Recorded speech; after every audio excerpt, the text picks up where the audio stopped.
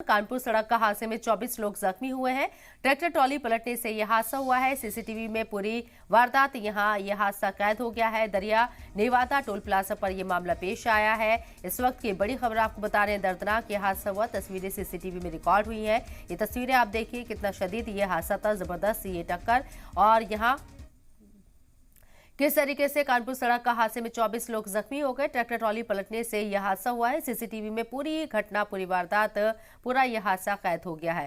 Tractor trolley में 24 लोग सवार थे और ये अचानक से ट्रैक्टर ट्रॉली पलट जाती है।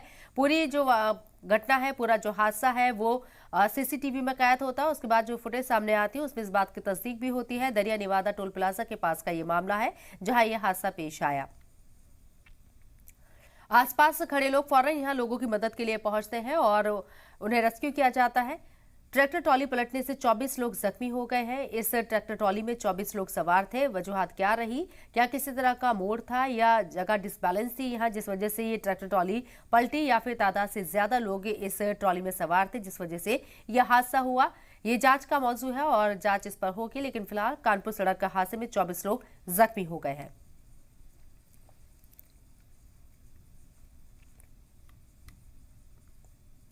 तो सीसीटीवी में ये पूरा हादसा कैद हो गया है। तस्वीरें भी आपको दिखा रहे हैं किस तरीके से यहाँ टोल प्लाजा के पास ये ट्रैक्टर ट्रॉली पलट जाती है। दीगर लोग जो आसपास खड़े होते हैं वो मदद के लिए फौरन पहुंचते हैं।